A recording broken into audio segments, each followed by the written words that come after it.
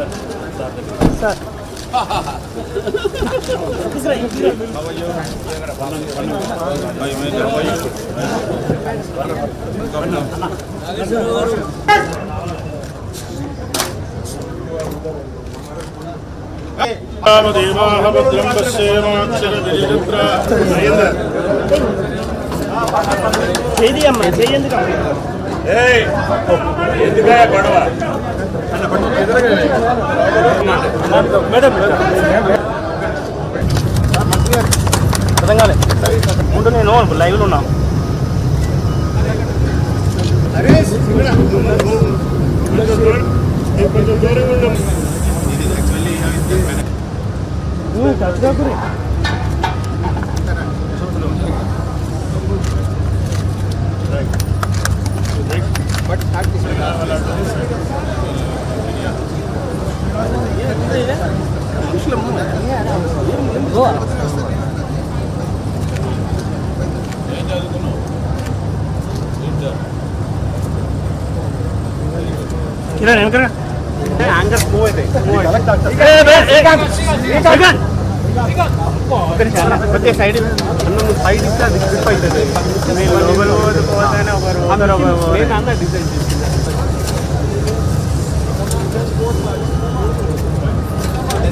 శైలజ రామయ్య గారిని వేదిక మీదకి సాధారణంగా ఆహ్వానిస్తున్నాం.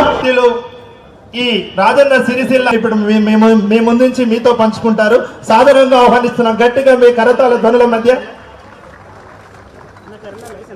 టెక్స్టైల్ ఇండస్ట్రీలో ముఖ్యంగా టెక్స్పోర్ట్ వారు 1200 కోట్ల ఎక్స్పోర్ట్ టర్నోవర్తో మన దేశంలోనే well known apparel export industry.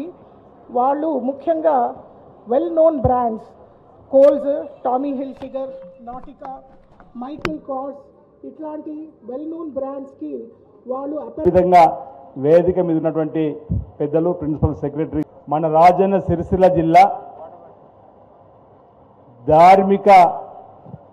కార్మిక క్షేత్రంగా వెలుసులుతున్న సందర్భంగా ఓవైపు కార్మిక క్షేత్రంగా సిరిసిల్ల పట్టణంలో, మరోవైపు వేలన పట్టణంలో ధార్మికంగా ఆధ్యాత్మికమైన రాజన్న ఆలయం దక్షిణ కాశీగా పేరుగాంచినటువంటి మేము మొదటి నుంచి కూడా ఈ ప్రభుత్వం వచ్చిన తొలినాళ్ళ నుండి కూడా రాజన్న సిరిసిల్ల జిల్లా అభివృద్ధి ఎక్కడా ఆగదు. జిల్లాకు సంబంధించినటువంటి మంత్రివర్యులు పెద్దలు పొన్నం ప్రభాకర్ గారు, శ్రీధర్ బాబు గారు, అదేవిధంగా చేనేత జౌళి శాఖ మంత్రి తుమ్మల నాగేశ్వరరావు గారు, గౌరవ ముఖ్యమంత్రి శ్రీ రేవంత్ రెడ్డి గారి నాయకత్వంలో ఈ జిల్లాని అన్ని రంగాల్లో కూడా అభివృద్ధి పత్రంలో తీసుకుని పోతామనే మాట చెప్పిన దానికి కట్టుబడి అనేక కార్యక్రమాలు అమలు చేస్తూ ముందుకు పోతున్న క్రమంలో ప్రధానంగా నేతన్నలకు ఎలాంటి ఇబ్బంది తలెత్తకూడదని, ఎలాంటి సమస్య తలెత్తకూడదని చెప్పని పరిశ్రమను కాపాడాలి.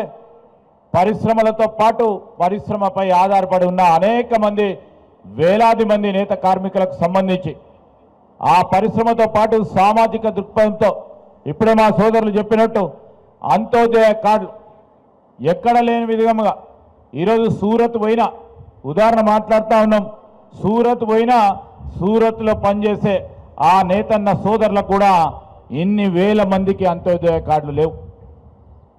ఇక్కడున్న సంక్షేమ పథకాలకు సంబంధించి ఒక స్పష్టతతో ఆనాడు మా కాంగ్రెస్ పార్టీ ప్రభుత్వంలో అనేక సంక్షేమ పథకాలను మొదలుపెట్టి ముందుకు తీసుకెళ్ళాం.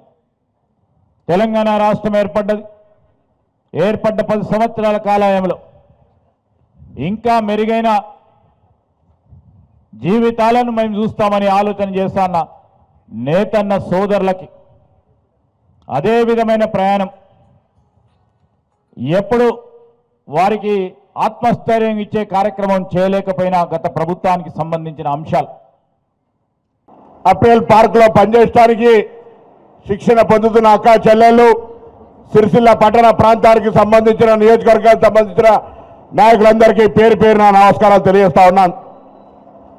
మీ అందరికీ తెలుసు, సిరిసిల్ల టెక్స్టైల్ రంగ అభివృద్ధిగా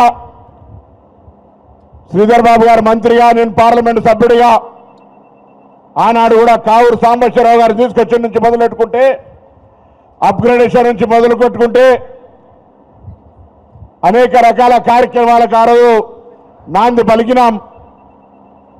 కార్యక్రమాలు నిరంతర ప్రక్రియ అభివృద్ధి అనేవి అందులో భాగంగా ఈరోజు ఇక్కడ బెంగళూరుకు సంబంధించినటువంటి मैं आज आपको करीमनगर डिस्ट्रिक्ट एडमिनिस्ट्रेशन की तरफ से आपको हार्दिक स्वागत करते हैं अप्रैल पार्क के लिए.